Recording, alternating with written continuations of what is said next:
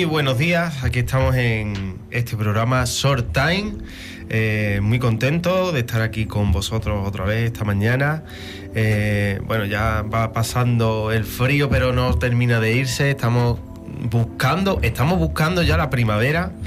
Porque la yo estoy ya muy cansado de chaleco y de la bufanda. Ya echamos de menos el calorcito. Y bueno, saludamos a Juan Carlos Segovia. Buenos días, Juan Carlos. Hola, querido Nacho, que el Señor te bendiga. Encantado de estar aquí otra vez con todos vosotros y disfrutar de esta íntima comunión. Pues sí, saludamos a Nieve, que la tenemos aquí al control. Y le damos las gracias al Señor por este programa, por esta mañana. Y esperemos que sea para ti que estás ahí al otro lado, de mucha bendición esta mañana para ti. Puedes seguir haciendo tus tareas, puedes estar, no sé si estás en la oficina o en casa, en el coche, pero espero de verdad que el Señor esta mañana ponga un poquito de luz ahí donde te pille. Y bueno, como siempre, Juan Carlos prepara una palabra. Pero esta mañana quiero darle una sorpresa a Juan Carlos, no sé si se la espera. Lo mismo, sí. Como hemos tenido pues algunas iniciativas, y una de ellas es muy buena, de poder entrevistar a pastores, ¿no?, de la fraternidad, invitarlos al programa para hacerle una entrevista que él mismo, ¿no?, le hace a estos hombres de Dios, y es una maravilla escuchar pues lo que Dios ha hecho en la vida de estos hombres, ¿no? Hombres entregados, hombres que han dado su vida, han estado en la batalla desde que el Señor los llamó, además con una misión que parece un cargo, pero me cuentan que más que un cargo es una carga, que es ser pastor, y el Señor pues así lo hizo con Juan Carlos Segovia. Esta mañana quiero hacerte yo una entrevista a Juan Carlos Segovia. Qué privilegio que me la hagas tú, Nacho. Gloria a Dios. Bueno, la verdad es que tenía ganas, desde que vi que estaba ya haciendo entrevistas a pastores, digo, la de Segovia la tengo que hacer yo. No ve la que te ha caído. Sí, porque además de mi pastor, es mi padre espiritual. Es quien me cuidó cuando llegué a la iglesia, cuando llegué, pues como llegué, y me estuve soportando el pobre aquellas mañanas de café. Muchas gracias por aquel tiempo. Una bendición. Y bueno, no sé por dónde empezar, pero si empezamos por el principio. Pues mira, cuando ya me comentaste esto de hacer el programa, de hacerme una entrevista a mí, como yo estoy haciendo con los pastores de la ciudad, pues lo había pensado anteriormente, pero digo, bueno, ya encartará el momento. Y de repente me lo planteas y empecé a investigar un poquito, porque uno sabe, escucha cosas de los antepasados y la verdad es que mi vida de mis antepasados es muy interesante. Estuve preguntando a mi padre, mis padres, por parte de mi padre, las familias son de Vélez, y bueno, pues allí mi abuelo quedó huérfano con 8 años, su padre era el encargado del suministro de aguas en Vélez. Y bueno, teníamos un cortijo que fue una herencia de un padrino, y yo he estado en el Real Alto, que es el sitio donde vivían ellos, y es un sitio precioso. Y por parte de mi madre, la verdad es que también es muy interesante. La parte de mi madre es más bohemia, más artística. Mi bisabuelo era litógrafo. Litógrafo. Ellos son los que hacían los dibujos de moda de las pasarelas que entonces había, sí. Los carteles de la feria de cine. Y el hermano de mi bisabuelo, él era famoso internacionalmente, se llamaba Aristotelle, y él era un litógrafo y un pintor internacional muy conocido en Argentina. Qué bueno. Y él hizo 2 años el cartel de la feria de Málaga. Era un hombre notorio, y tenemos cartas, registro histórico de cartas de él escribiendo desde Argentina o Chile, no estoy seguro, sí, a la familia aquí, y el hombre era de renombre. Ellos viajaban mucho, les gustaba mucho, como decían, cruzar el charco, que era el Atlántico, en cáscara de nuez, en los barcos de aquella época. Estaban hablando de los años 30 y tantos, más o menos. Y mi abuela me contaba, cuando ella era un bebé, que fueron allí por primera vez. Estoy hablando de mis bisabuelos. Fueron allí a Argentina, a La Pampa, Chile, y cruzaron los Andes en burro. ¿Qué dice? era una hilera de burros que pasaban de Argentina a Chile por los Andes, y aquello era una aventura. Imagínate los Andes, la altura que tiene aquella cordillera. Y dice mi abuela que le decían que ella iba en la, no sé cómo se llama, la albarda, donde van los burros, llevan una especie de cestas a los lados, y mi abuela iba como bebé en uno de ellas, y se le quedó una pierna fuera. Entonces tuvo principio de congelamiento, y cuando llegaron allí a la capital, pues la iban a meter en agua caliente, y me cuenta que dijeron, no, como la meten en agua caliente hay que cortarle la pierna. Entonces le hicieron masaje, la abrigaron y consiguieron recuperar la pierna, y mi abuela me habla de la pampa chilena argentina. No me digas, eso no lo sabía yo. Desde chico yo tengo a los gauchos en mi cabeza, con los pantalones esos anchos, los gauchos con los que cogían a las reses, y yo no nací en Chile por chiripa, y las dos con Che, fíjate. Sí, porque se volvieron para España. Esto sería, digamos, los precedentes, ¿no? Claro, los antecedentes familiares, y bueno, yo he sido una mezcla de ambas cosas, aunque yo es verdad que soy un poquito artístico, bohemio, me gusta la creatividad, y eso lo he heredado de mi madre, que mi madre es una pintora buenísima, su seudónimo es Alma, y ella ha expuesto y ha sido profesora de pintura. Sí.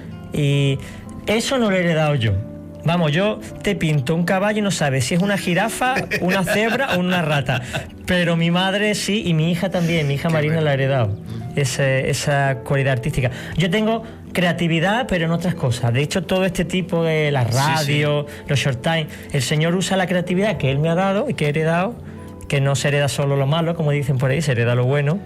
Y yo le di gracias a Dios por... Pues bendita creatividad, porque eso es lo que nos permite ir poniendo cosas nuevas donde antes no había nada, ¿verdad? Claro. Y decimos, uy, este hueco, ¿con qué se puede cubrir? Exactamente, y Dios te lanza, te ayuda, te ilumina, y ¡pum!, y aparecen las ideas, como estos programas y el programa de radio de entrevista a los pastores. Y es verdad que tienes una afición creativa muy peculiar, que son los acrósticos. Pues ¿Es mira, cierto lo que dicen? No me preguntes por qué, porque no lo sé, pero tengo una tendencia a los números y a los acrósticos que no entiendo de dónde sale. Me gusta... ¿Cómo te diría yo? Yo no tengo buena mente para la matemática, no, la ciencia exacta no se me da bien. Pero sin embargo, me gustan los números, calculo las cosas, y la numerología me encanta, ¿no? Ver el simbolismo que tienen los números en la Biblia. Y los acrósticos igual. Todo lo que hago, intento poner un acróstico. De hecho, Proyecto Vida en sí es el acróstico de una frase, un proyecto para vivir en la iglesia de Dios Altísimo. Es un acróstico que el Señor me dio. Digo, Dios mío, ¿cómo podríamos llamarle? Qué bueno. Y Oasis igual, ¿no? Todas las palabras suelen ser. Me dicen que soy muy pesado, pero es lo que hay, ¿no? A mí me parece maravilloso, y te voy a decir por qué. Eso es darle contenido a cada palabra. Uh-huh.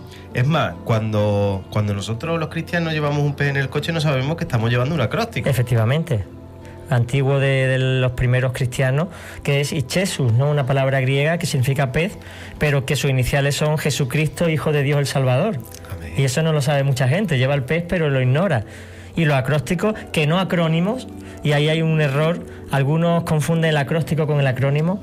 El acróstico es cuando tú coges una palabra que ya existe, la desglosa y cada letra simboliza una palabra, una idea. El acrónimo es cuando esa palabra no existe, por ejemplo, la OMS, Organización Mundial de la Salud. Uh-huh. Entonces, eso es un acrónimo. Son iniciales de otras cosas, pero en sí la OMS no tiene sentido. Entonces confundimos. Bien, y bueno, después de estos detalles que nos develaba un poquito tu interior, ¿no? Tu mundo creativo, tu interior. Uh-huh. ¿Qué te parece si nos cuentas, bueno, cómo era tu vida antes de conocer al Señor? ¿Con qué edad conociste al Señor? ¿Cuándo tuviste ese encuentro? Bueno, yo nací aquí en la Cruz Roja, aquí al ladito. Mi madre me tuvo el 14 de abril de 1966 a las 7 de la mañana. Y le digo, mamá, hija, no me podía haber tenido otra hora porque toda mi vida he entrado a las 7 a trabajar. Los 30 años que está en Carrefour, digo, parece que es que el 7 me persigue, ¿no? Y bueno, en el seno de una familia maravillosa. Mi padre y mi madre son buenísimos. Mi padre, un hombre con mucho talento, políglota, habla 5 o 6 idiomas. He dicho 5 o 6 porque no sé los que habla ya. Sí. Y mi madre, una artista tremenda. Y yo soy el mayor de 4 hermanos. Tengo ya 53, que voy a cumplir dentro de 2 meses. Y bueno, le di un saludo a mi familia. Y he vivido casi siempre en el barrio de La Victoria, donde vivo ahora. Y me he criado en un colegio de curas, de los hermanos maristas. Sí. Donde me metieron mucha caña, porque era un colegio privado de élite. Y claro, ahí exigían mucho. Yo soy un estudiante normal, del 5, 4, 6, ¿no? Entonces, claro, era un colegio donde la exigencia era grande y donde había competencia, pues fue duro, sobre todo algunos años, porque había una teoría que ya no se estila, pero entonces era la letra con sangre entra. Y sí que hubo muchos golpes, sí que hubo muchos castigos. Y bueno, uno lo asimilaba como normal, pero no eran normales. Ahora que yo veo desde esta perspectiva, eran salvajes. Algunas veces eran salvajes. Pero bueno, me crié en ese contexto un poquito desorientado. Estuve en los Scouts 5 años. Yo tuve que pasar la prueba de hacer un fuego con 2 cerillas, sin pastillas de amianto ni historia. Eran 2 cerillas para hacer un fuego. Y desde los 8 años hasta los 13 pues estuve en los Scouts, hasta que ya pues ya empezaron a gustarme las niñas y a la pandillilla. Y ya le dije a mi padre que yo con 13 años ya no quería estar en los Scouts ni perderme los fines de semana en el bosque. ¿Tú querías estar en el guateque? Yo quería estar en el guateque, que ya no se llamaban guateque, ya eran salidas normales, como... Bueno, eran más sanas, la verdad. Y nosotros íbamos a la discoteca. Yo iba a la discoteca sur. Alguno dirá, Dios mío, un pastor en una discoteca. Vale. Bueno, yo me crié en una familia que no era cristiana y iba a la discoteca sur, que está en el puerto. Y íbamos a las 7 de la tarde, que era la entrada para menores. Sesión infantil. Y claro, a las 10:30 salíamos. A las 10 ya estaban tocando sevillanas para echarnos, porque como a nadie le gustaban las sevillanas. Y allí no se bebía alcohol. Era o San Francisco o Lima Limón, o Coca-Cola o Fanta. Bueno. ¿Y tú eras bailarín? Mucho. De hecho, dice mi mujer que la enamoré bailando. A mí me gusta mucho bailar y bueno, cuando estábamos allí, pues estaba siempre en las pistas y cada uno a su estilo, ¿no? Sí, maravilloso. No, porque me ha dicho un pajarito que te gustaba imitar bailando a Michael Jackson. No sé si eso es verdad. Bueno, no tenía esa categoría, ¿no? Digo la categoría artística, porque humana el pobre Michael Jackson no dejaba mucho que desear. Pero sí me fascinaba. Considero que es el mejor artista del siglo XX. No ha habido nadie que componga, cante, baile. Pero tú te ponías el gorro y decías ¿cómo se llama el paso? El moonwalker. Sí, todavía lo hago de vez en cuando. Aunque Michael Jackson imitó, ¿eh? Eso no era suyo, eso era del breakdance. No sé si tú conociste esa movida.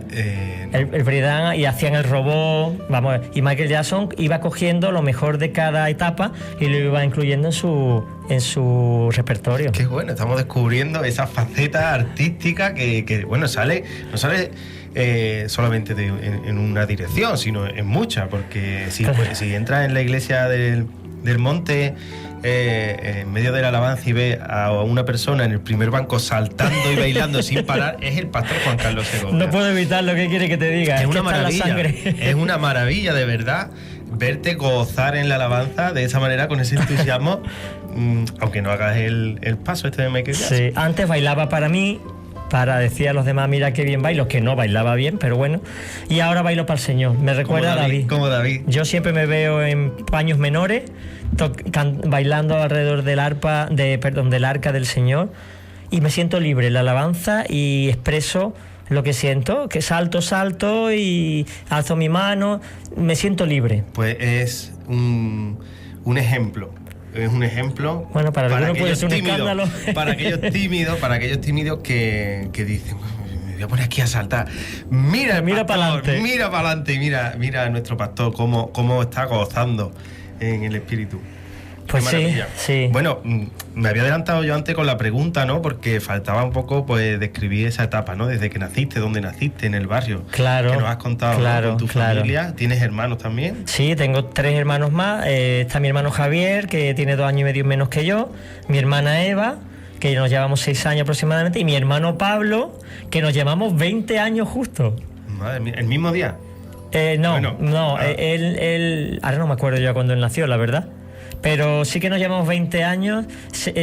Yo me llevo menos con mi hija que con mi hermano. O sea, mi hija tiene un tío más chico que ella. ¿Más pequeño? Sí.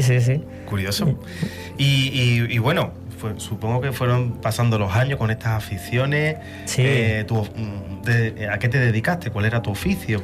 Bueno, yo jugaba mucho al fútbol. Aparte de Michael Jackson, Maradona, mi dios era el fútbol también. Era una pasión. Estaba siempre jugando futbito, siempre estaba liado.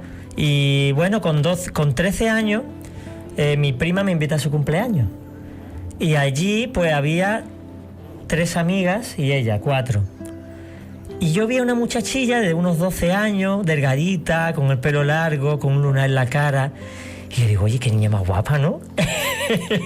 A mí me gusta esa niña. ¿Pone todavía la carita? Todavía. O los ojitos están todavía chiribitas. 13 años tenía yo y unos 12 ella. Y bueno, lo que no sabía es que esa iba a ser mi futura esposa por 34 años, ¿no? Oh. Y ahí fue donde vi por primera vez a Isa. A Isa Sedano Carricondo, el amor de mi vida, la mujer de mi vida. Y bueno, después del cumpleaños estuve 2 años sin verla.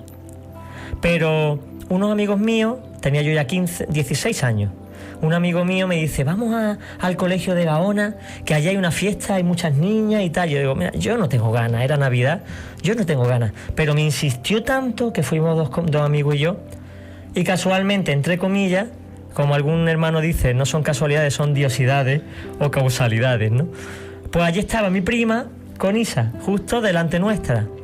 Y ese encuentro pues fue el principio de una relación. Ese mismo día ella me invitó a una fiesta y en esa fiesta pues conectamos y el 15 de enero de 1983 empezamos a salir. Wow. Por el calle Alcazavilla, por la Alameda principal, por el parque. Ahí le dije, hablábamos y dijo, bueno, Isa, si quieres podemos salir, podemos probar. Me dice, bueno, vamos a probar. Y de cachondeo, cada aniversario le digo, Isa, seguimos probando, ¿no?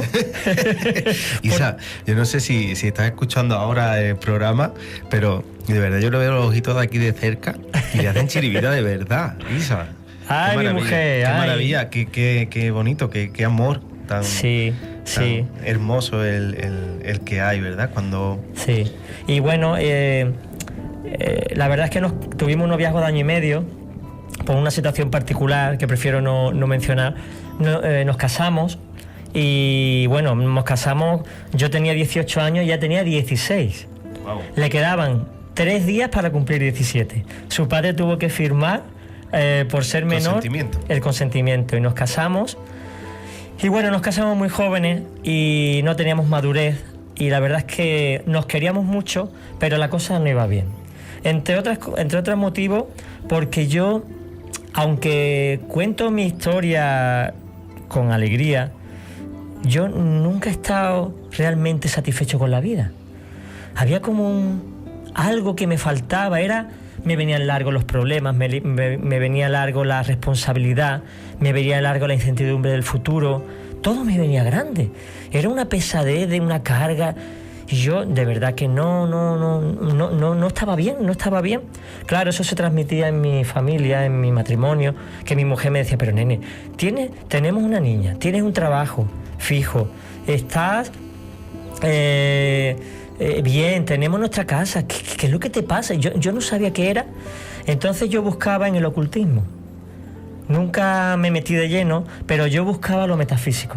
Digo, como este mundo no me satisfacía, decía, algo tiene que haber después de esta vida. Es que si no hay nada después de esta vida, yo me muero, vaya. Entonces yo buscaba en cartas astrales, astrología, la quiromancia. Estuve a punto de una sesión espiritista y le di gracias a Dios que me evitó de ir.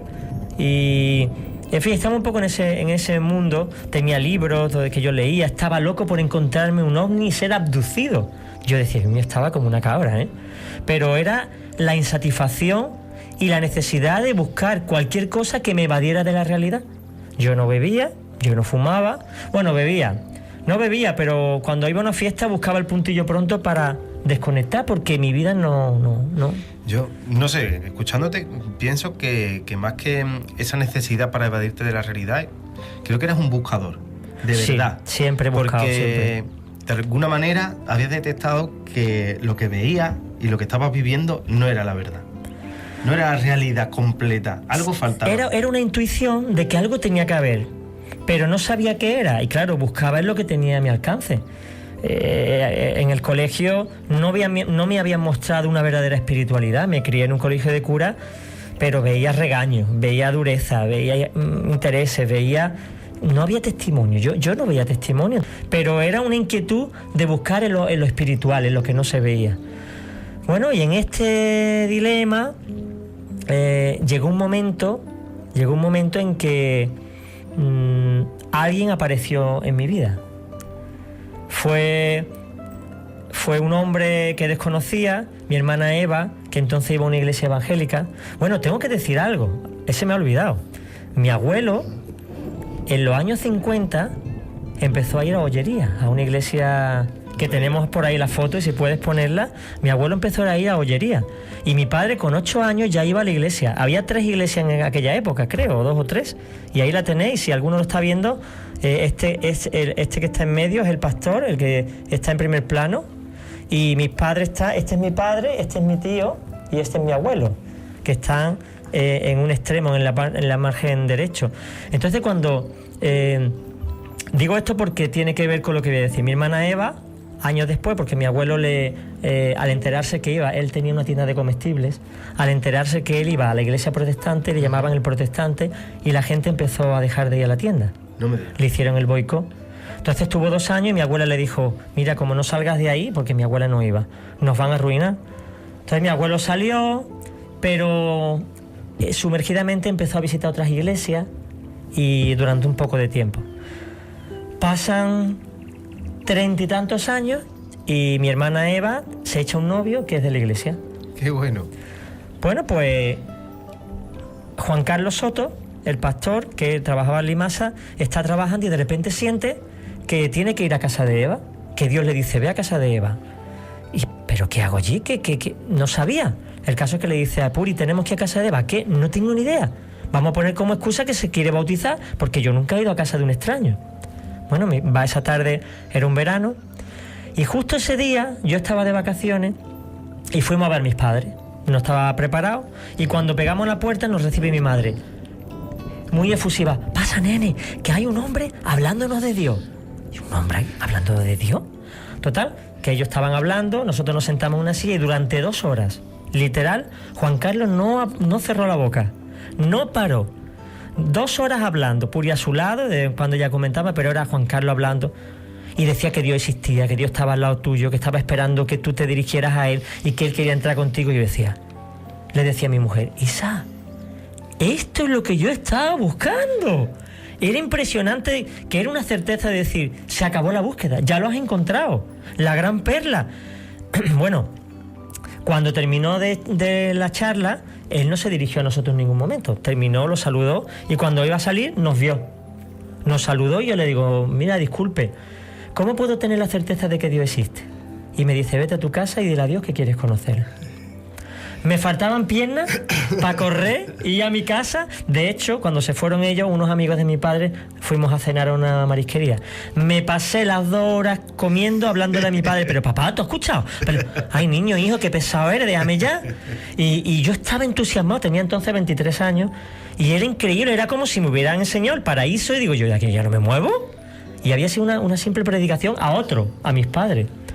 Y esa noche le dije a Dios, os voy a decir, voy a ser sincero, lo que yo le dije a Dios por primera vez en mi vida. Miré al techo con incredulidad, diciendo: aquí no me escucha nadie, pero tengo que intentarlo. Le dije: Dios, si existe, haz algo. Mueve una planta, mueve el cuadro, haz algo que yo vea físicamente que tú estás. Allí no se movían ni las moscas. Pero de repente empecé a sentir una alegría por dentro que era desbordante, y yo decía: esto es sugestión, esto es que yo me estoy creyendo que estoy hablando con Dios, y no. Me fui y me acosté. Al día siguiente hice lo mismo. Dios, si existe, haz algo, mueve algo, envía un ángel. Y la euforia iba en aumento. Es que no me... Empecé a silbar, pues yo tendía la depresión en aquella época y siempre estaba un poco triste. Y empecé a silbar y mi mujer me decía, niño, ¿a ti qué te pasa? ¿Te han subido el sueldo? Digo, ¿a mí? ¿Que me van a subir en Carrefour? Ni para adelante ni para atrás. Pero digo, no sé, he hecho lo que ese hombre dijo y estoy muy contento. ¿Y sabes lo segundo que experimenté? Que empecé a ver mis errores. No había ido a la iglesia, no había leído la Biblia, nadie me aconsejaba. Empecé a ver que había cosas en mi corazón que no estaban bien. Yo decía, ¿yo cómo podía pensar esto? ¿Y yo cómo podía hacer esto? Digo, ¿eso está mal? Fue una revolución. Bueno, pues al mes, mi mujer, y digo literalmente, me obligó a ir a la iglesia. Porque yo no quería ir a la iglesia porque eso era compromiso y yo huía de los compromisos. Porque el compromiso era atar temas y ya bastante atado estaba la vida esta Y cuando fui a la iglesia me encontré gente sencilla que tenía una experiencia parecida a la mía, me enamoré. Sobre todo una pareja que se llama Ma y Juan Antonio, a los cuales le doy un saludo, y se acercaron a nosotros y nos dieron la bienvenida. Yo no sé de qué predicó el pastor, pero lo que me acuerdo es de ese saludo de este matrimonio. Por eso a mí, cuando alguien llega a la iglesia, lo abrazo y voy corriendo, porque a mí lo que me sedujo de la iglesia fue el amor que estos matrimonios, que no fueron muchos más, se acercaron a mí y nos recibieron con mucho cariño. Qué maravilla. La verdad es que me emociona, me está viendo aquí un poco eso, porque es maravilloso ese primer encuentro. Sí. Lo que ocurre por dentro, que no se puede explicar, pero que te dice, algo está pasando. Ese Tremendo. punto de inflexión cuando tú decides creer, ¿no? Das ese paso de fe y viene el Espíritu Santo y empieza a transformarte y ya todos los demás no se lo creen. Pero tú dices, pero es que yo tampoco, pero me está pasando. Me está pasando. Por eso yo, cuando ya fui a la iglesia y me instruyeron un poquito, yo predicaba en Carrefour de noche, de día, y yo predicaba a los gatos de la calle, vamos, yo predicaba a todo el mundo. Es que no podía, yo era como el gadareno, no podía dejar de decir lo que había visto y oído y lo que había experimentado. Es que yo era una persona tan triste, deprimida, sobre todo en esos últimos años, que de repente te dan la alegría de tu vida. Es que no es que tú estás bien y ahora estás mejor, es que estás mal y ahora estás supremo, ¿entiendes? Era un abismo. Entonces yo me entregué al Señor, bueno, yo a tope, yo entré, me bauticé al mes y me tiré de cabeza y a tope. ¿A dónde iba ¿Pero Juan? te tiraste de cabeza a dónde? ¿A la piscina? A la piscina del bautismo, sí, claro. Y yo empecé a estar con Juan Carlos, donde iba Juan Carlos iba yo, él me dijo, sígueme, está conmigo, aprende de mí. Me dijo un consejo muy útil, pégate a los espirituales de la iglesia, y lo cual hice. Y bueno, esto ya hace 30 años, y en estos 30 años pues también han ocurrido muchas cosas interesantes en mi vida, ¿no? Pero fue lo más grande. Mira, yo quiero mucho a mi esposa, ya lo sabe. Llevo viviendo con ella 34 años más 2 años de noviazgo, 36. Tengo 2 hijos maravillosos, a David y Marina, que de verdad que son un privilegio de hijos. Me superan en todo. Yo estoy muy orgulloso de ellos. Tengo 2 nietos, que esos son ya la panacea. No, yo veo a mi nieto, el primogénito, y creo que va a ser pastor. No digo que tenga una palabra concreta, clara, pero me da que sí.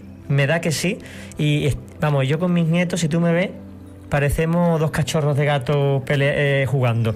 Nos revolcamos, nos peleamos, y es un privilegio. Pero con mi experiencia como el Señor, nada ni nadie lo va a cambiar, ni se puede comparar a nada. Yo tenía un póster de Michael Jackson tamaño natural en mi salón. Michael Jackson era mi Dios.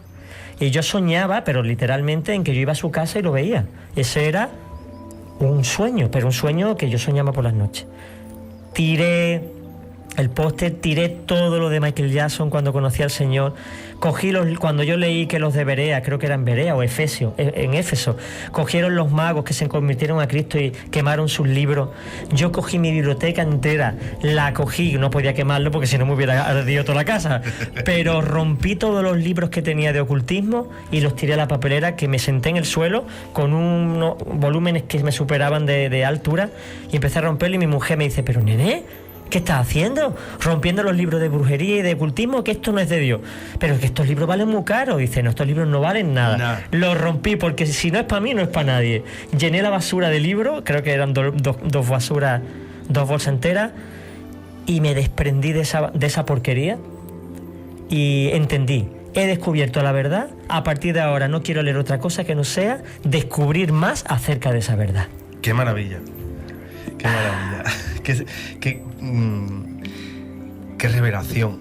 ¿No? ¡Qué revelación! Y qué privilegio también poder escucharte esta mañana aquí, porque igual que yo, ¿no?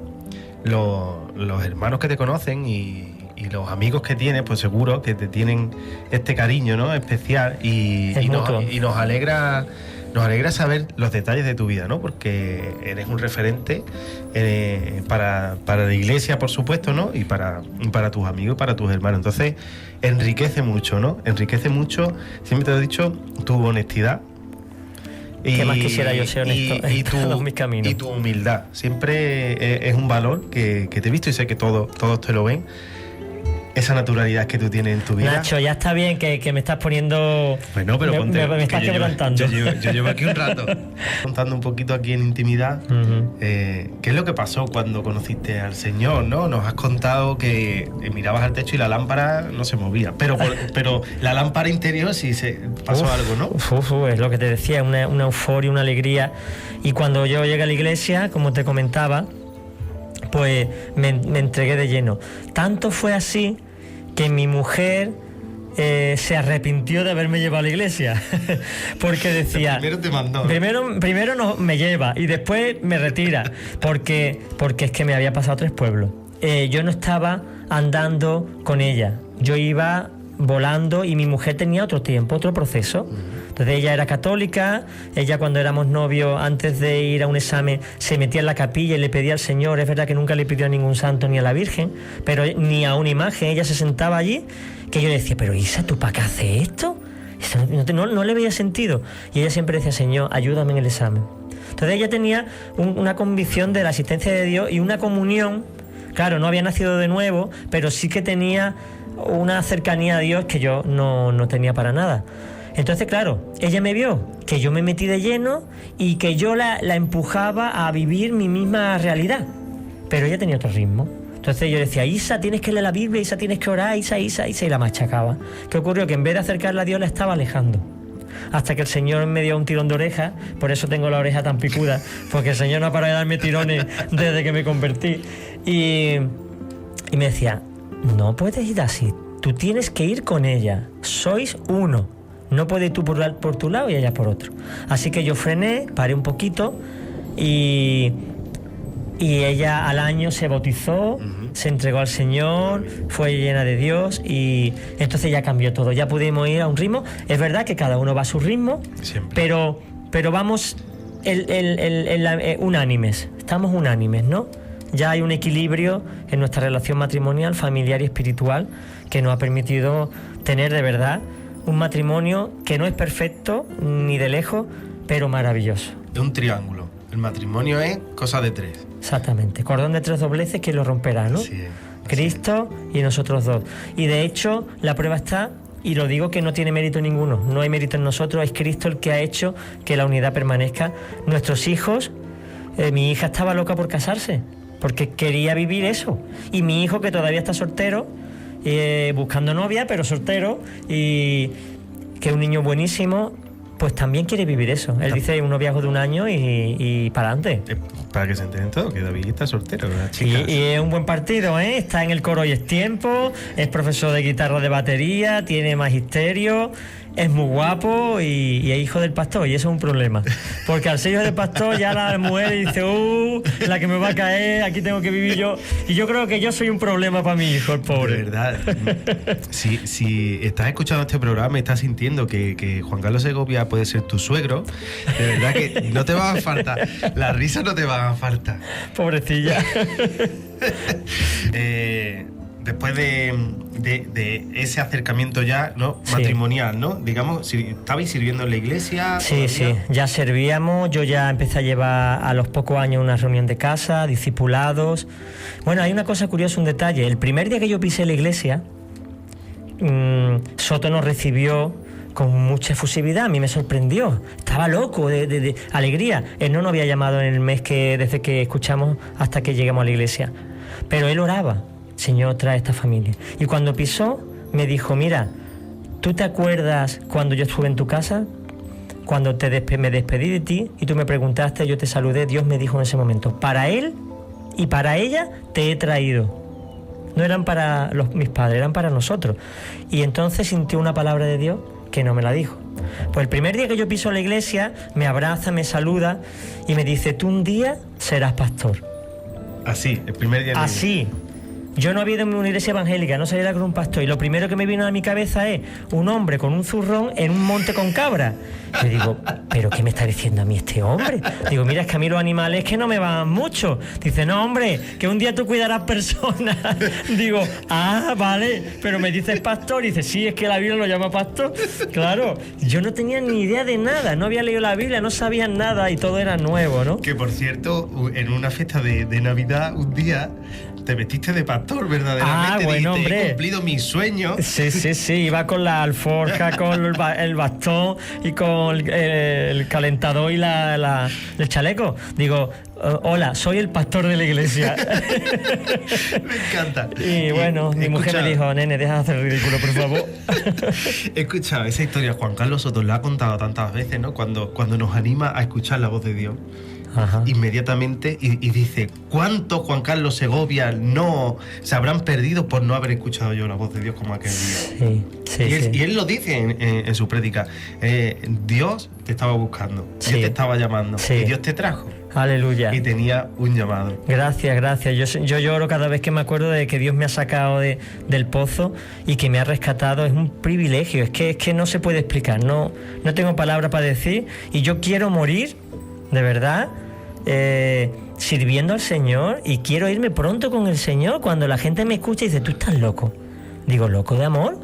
Si yo he probado una cucharadita de Dios, que será un plato de potaje, eso tiene que ser increíble. El que ha probado a Dios anhela a Dios. El que no lo ha probado a Dios no anhela, porque, como dice el refrán, más vale malo conocido que bueno por conocer. Pero yo he probado lo bueno, y todo el que ha nacido de nuevo.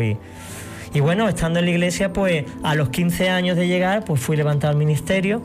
El 12 de junio de 2004 fui levantado al ministerio, y ya va a ser este verano 15 años también, con lo cual llevo 15 de hermano y 15 de pastor. 15 de oveja, 15 de pastor. Exactamente.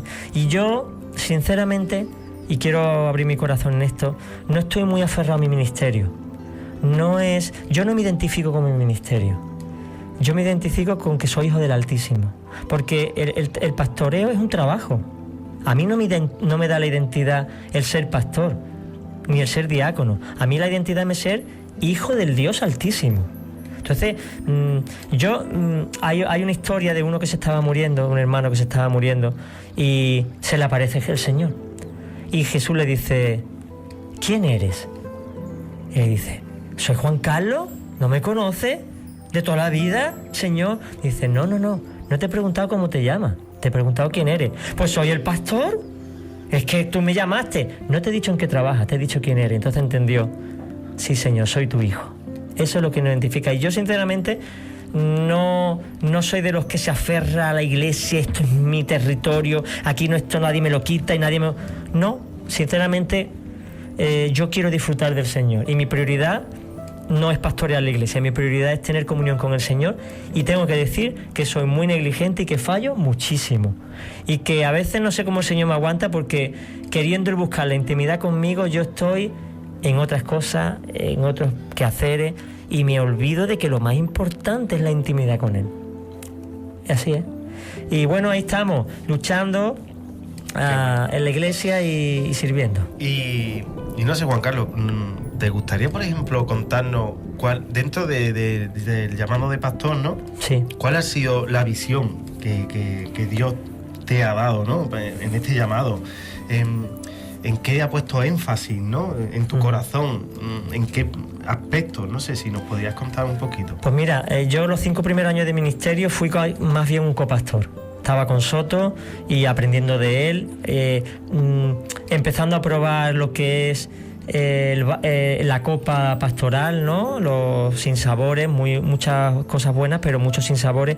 Y fue un poco curtiéndome el Señor en esa área. Y a los 5 años, Dios lo envía a Cártama. Abre obra allí, en Cártama, abre obra en Chorriana. Y durante 10 años, yo he estado en Málaga solo, con un grupo de consejeros excepcional, pero como pastor yo solo.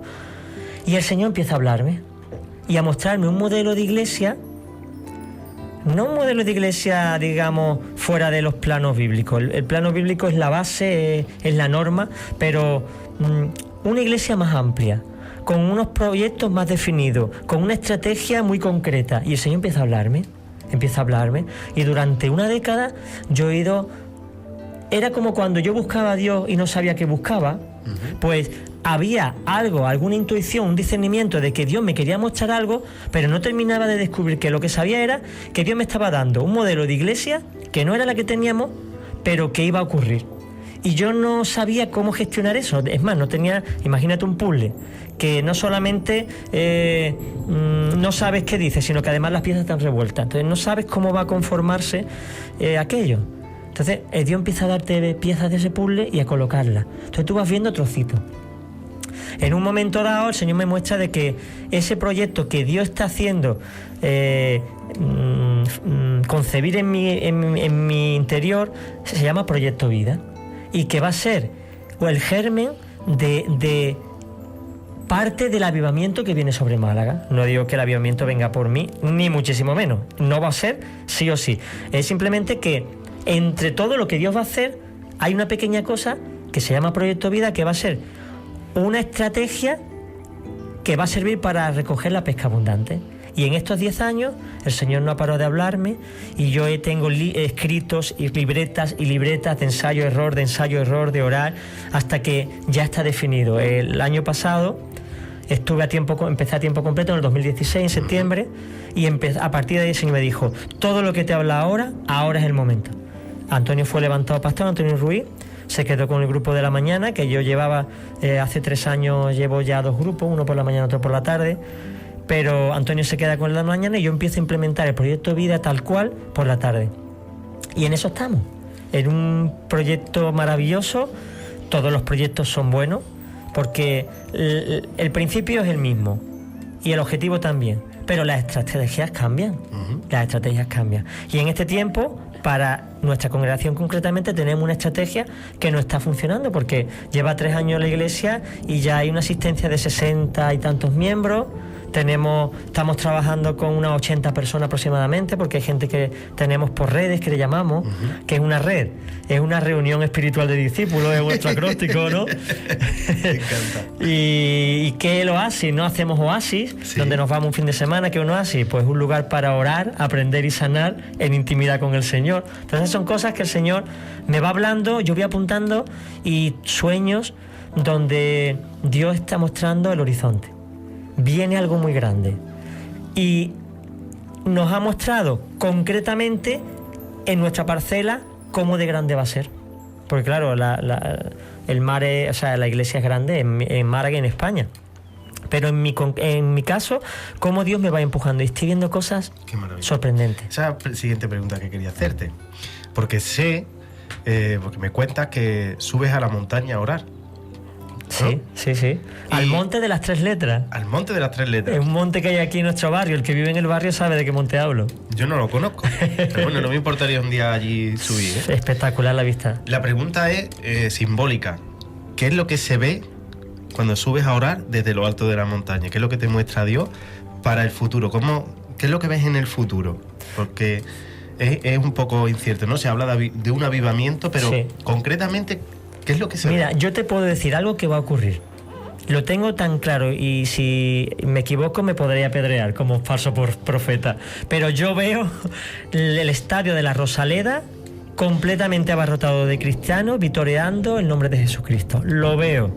Estaba una noche orando en el monte, y ese monte, pues, se ve toda Málaga y la Rosaleda allí. Cuando el partido está desarrollándose, están las luces, y de repente en la oración escucho ¡gol! de 30 y tantas mil personas. Eso se escucha.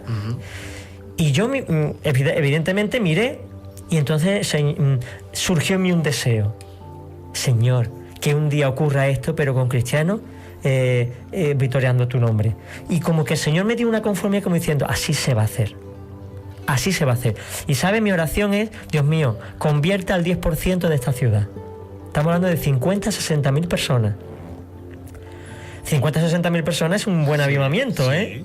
Es una iglesia en cada calle, o 2 iglesias en cada calle. Estamos hablando de muchísima gente. Van a cambiar las cosas, pero hay que pagar el precio. Tenemos que hacer, dice la palabra, que de lo esforzado y de los valientes el reino de Dios. Y a Josué le dijo el Señor, esfuérzate y sé valiente. ¿Por qué? Porque en la relajación y la comodidad no van a ocurrir las cosas. Una cosa que tengo clara es, no existe estrategia, ni oración, ni nada que yo pueda hacer que provoque un avivamiento. Nada de nada, de nada, de nada. Y el que lo diga está equivocado. El avivamiento lo trae Dios cuando quiere, en el momento adecuado. Lo que sí es, pone a sus hijos a orar, previo antes. Les pone ese sentir. Les da estrategias que son redes para recoger la pesca. Pero el avivamiento lo trae Dios exclusivamente.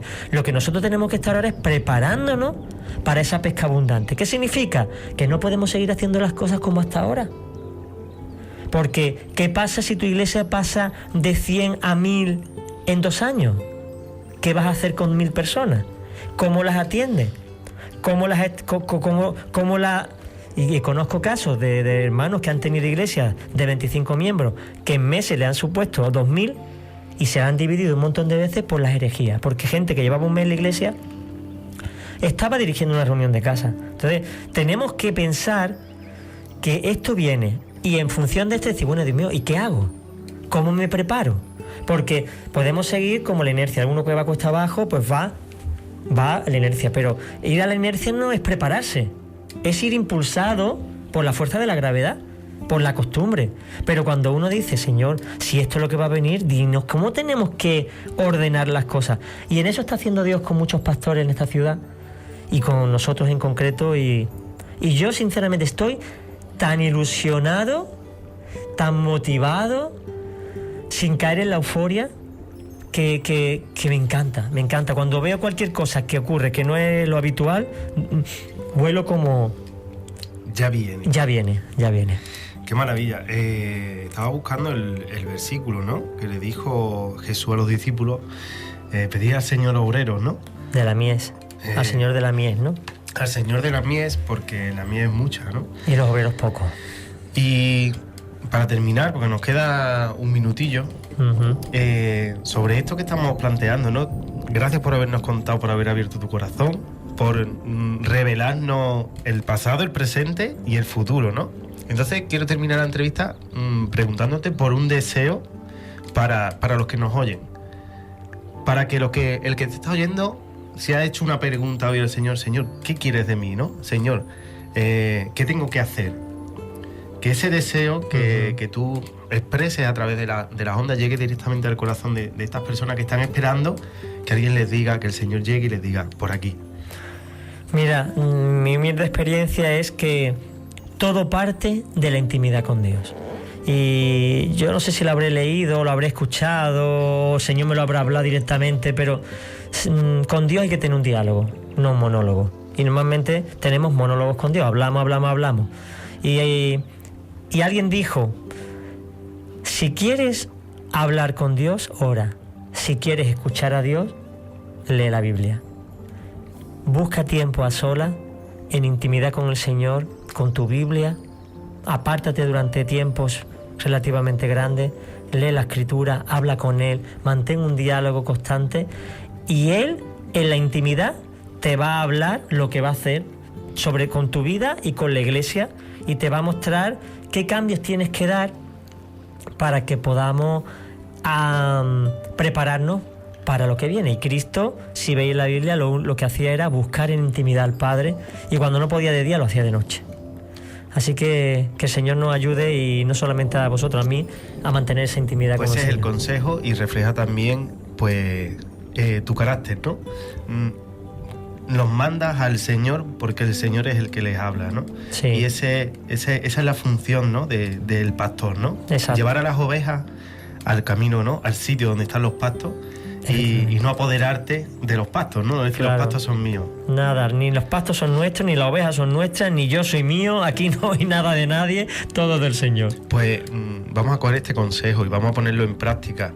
Vamos a buscar intimidad con el Señor para que, igual que durante tu vida, ¿no? Ujú. Ha sucedido que el Señor tenía un propósito tan increíble como lo que nos cuenta, ¿no? Esa visión.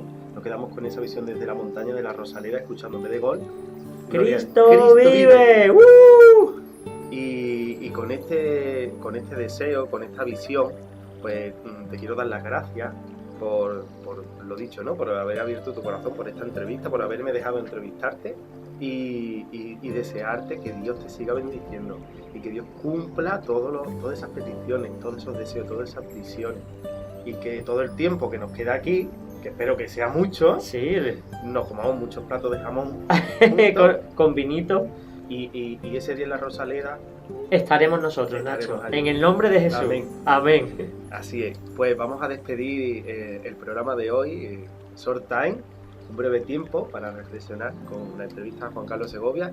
Espero que os haya bendecido mucho, os damos las gracias por haber estado con nosotros y vamos a despedir el programa pues hasta la próxima emisión. Que Dios bendiga mucho. En el nombre de Jesús. Amén.